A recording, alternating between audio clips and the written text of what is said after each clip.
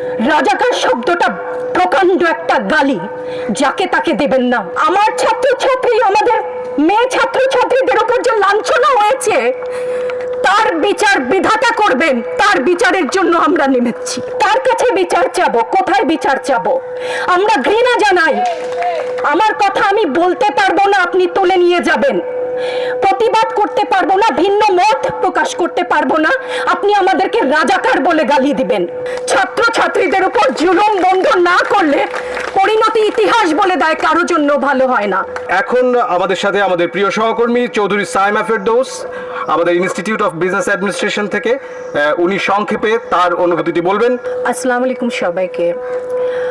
আমার বলবার অনেক কিছু আছে, সংক্ষিপ্ত করার কথা আমি খেই হারাচ্ছি, আমি কোনটা বলবো আর কোনটা বলবো না, সেটা আমার ঘৃণা। আজকে আমার কিছু প্রশ্ন আছে সবার কাছে, দেশবাসীর কাছে তো করবো না, যাদের কাছে করবার তারা বুঝে নেবেন। আমি ইতিহাসের শিক্ষক না, কিন্তু ইতিহাস জেনে বড় হয়েছি। আমার জন্ম ৭১-এর পরে, কিন্তু বই খাতা থেকে সরাসরি যুদ্ধে, ভাষা আন্দোলনে যারা অংশগ্রহণ করেছিলেন তাদের কাছ থেকে শোনা শিক্ষা থেকে জানি মুক্তিযুদ্ধের চেতনা কি, ভাষা আন্দোলনের চেতনা কি ছিল।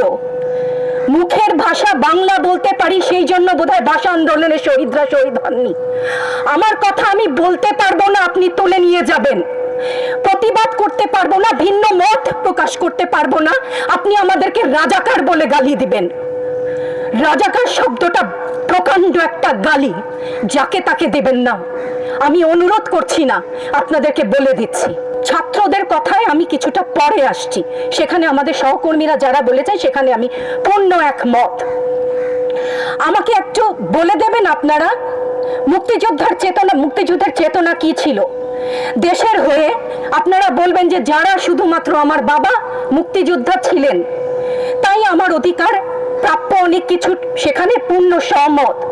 কিন্তু এর পরবর্তী কাল থেকে আজ পর্যন্ত যে সমস্ত মানুষ দেশের বিভিন্ন জায়গায় বিভিন্ন ক্ষেত্রে নিজের স্বার্থ বলিদান দিয়ে দেশের জন্য কাজ করে যাচ্ছে, সব পথে উপার্জন করছে, টেবিলের তল থেকে 10 লাখ 5 লাখ টাকার কোটি টাকা তো বাদই দিলাম না, সেই সমস্ত লোক সম্বরণ করছেন, তাদের মুক্তিযোদ্ধার চেতনা কি কিছু অংশে কম? সেই প্রতিবাদ করলে আপনি আমাদেরকে বলবেন রাজাকার। রাজাকারের বাচ্চা, এটা প্রকাণ্ড গালি, যত্রতত্র দেবেন না। আর আমার ছাত্র ছাত্রীদের গায়ে গুলি কেন? আমি এখানে কেন দাঁড়িয়েছি, কেন আজকে কথা বলছি? কারণ আমি মানুষ, আমি শিক্ষিত একজন মানুষ, আপাদমস্তক ভাবে যাকে শিক্ষা বলেন। সেখানে আমি জানি মুক্তিযোদ্ধার চেতনা যদি কিছু আমার ভেতরে বিদ্যমান থাকে, আমি জানি অন্যায়ের প্রতিবাদ করতে হবে। বিচার চাই না বলেছেন, আমিও একমত। কার কাছে বিচার চাবো? কোথায় বিচার চাবো? আমরা ঘৃণা জানাই। আমার ছাত্রদের গায়ে আমি সারা রাত ঘুমাতে পারি না, তাই এসছি যে আজকে যদি কিছু বলে যাই এক পলক ঘুমাতে পারি। যেই বাবা মার বুকটা খালি হয়ে গেছে, তাদের ঘরে কি চলে, কোথায় আছে তারা, কিভাবে আছে? আমার ছাত্রছাত্রী, আমাদের মেয়ে ছাত্রছাত্রীদের উপর যে লাঞ্ছনা হয়েছে, তার বিচার বিধাতা করবেন। তার বিচারের জন্য আমরা নেমেছি। আপনারা আমাদের মুখ বন্ধ করতে পারবেন না।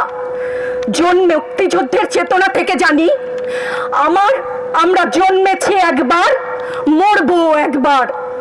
ভয় দেখাবেন না।